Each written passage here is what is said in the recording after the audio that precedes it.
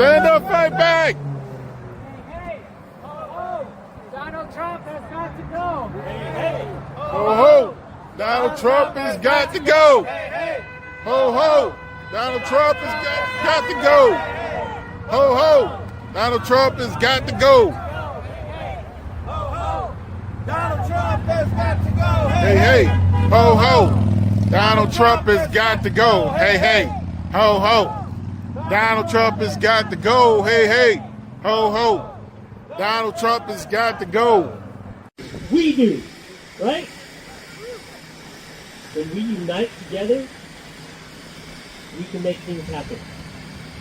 You all here today are going to make things happen. We need to get our brothers and our sisters involved. We need to get them engaged.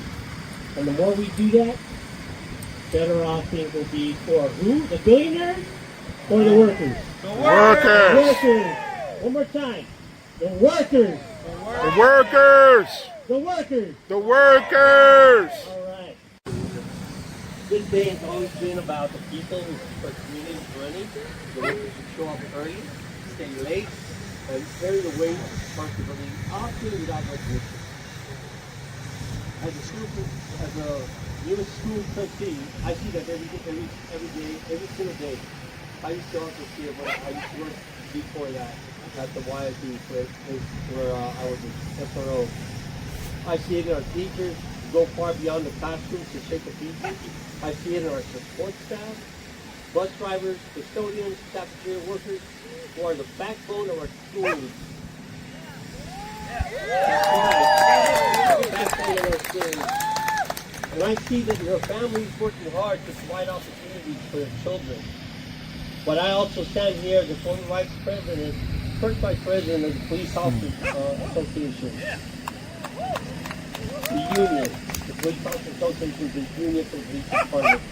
In that role, I learned what it means to advocate for workers, to fight for fairness, safety, and respect. And it's Solidarity Forever, and it was written by Ralph Chaplin. And who that was, this is who he was. He was an activist, a laborist, a poet, an artist. But before that, he was a child. He was a child that at 7 years old watched his co-worker get shot as they were working on building for what his labor union. And marked him forever. And out of that, and sadly, but out of that, this art, his song came out.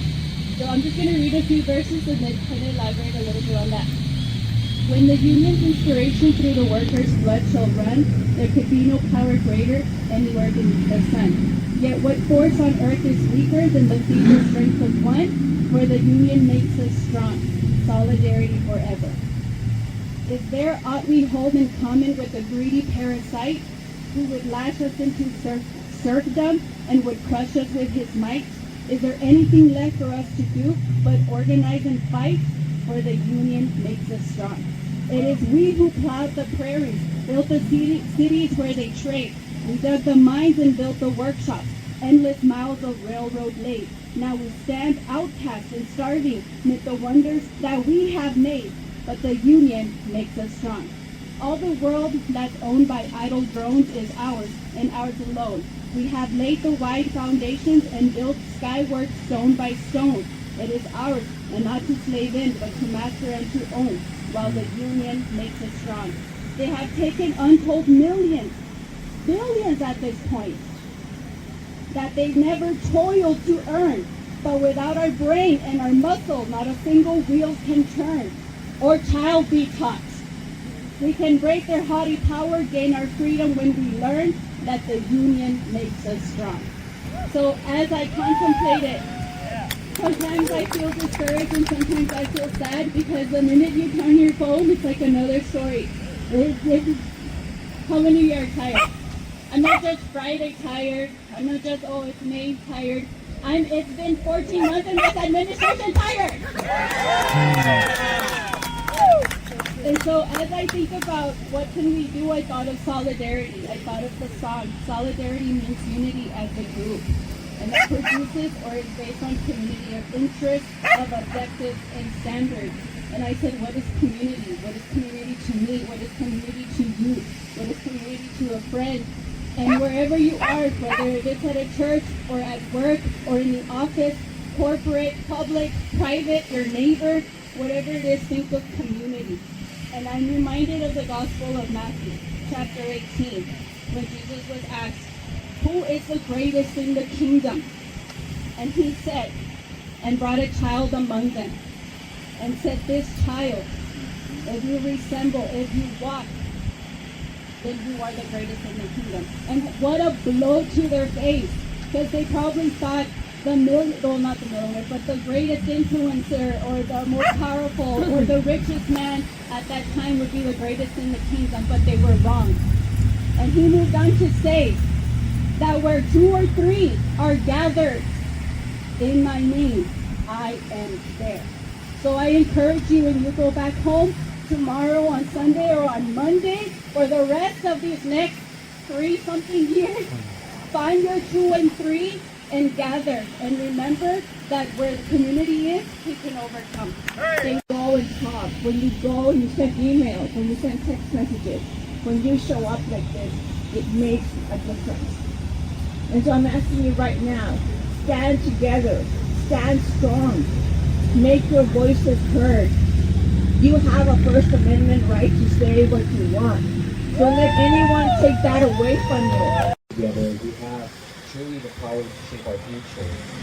Because the truth is, every gain what the people have ever won didn't happen by chance. It happened because people organized, because they spoke up, because they stood together and refused to be ignored. And that's exactly what today represents. When we unite, we win. And that's not just a phrase, it's the reality. Because right now, too often, the rules are written for those at the very top, the billionaires and powerful corporate interests, while working families are asked to do more with less. But we know that a different path is possible. A path where we ask those at the top to care their share. So we could invest in our families, our schools, our communities. A path where we protect and strengthen programs like Medicaid, Social Security, because those aren't just programs, they're lifelines. A path where when we fully fund public schools, public education, healthcare, affordable housing, because opportunity should never depend on our zip code. And I want to take the moment to recognize the educators also in this room and the leadership of the National Education Association. Because when we talk about investing in our future, we're talking about you, each one of you. You are all on the front lines every single day, exactly what Ms. Emma was saying. They taught me how to read, how to write, how to talk, how to express myself. And I'm very grateful for you all for showing up for our students, supporting our families and strengthening our communities. You see firsthand what happens when resources fall short. Caters to the rich while the poor get poorer. They are working to create a society that consists of only one class, the billionaires.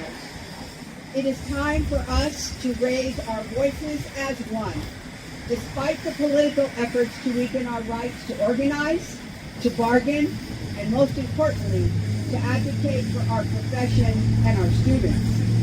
We must stop allowing politicians to use us and our students as pawns in the political game. We are tired of not being paid as the professionals that we are. We are tired of our support personnel earning wages that are below the poverty level. We are tired of working more with less in our classrooms.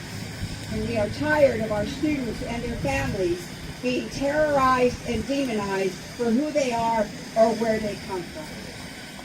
We as educators, let me repeat, must stop being silent. We must stop being silent. I refuse to be silent, and I will continue that fight that began long ago to protect my profession, my right to practice my profession as I see fit. And in doing so, I will never stop fighting to protect every child's right to a free, safe, world-class education that will give them the same opportunity. We must raise our voices as one united voice to ensure equity, diversity, and inclusion for all, not a few.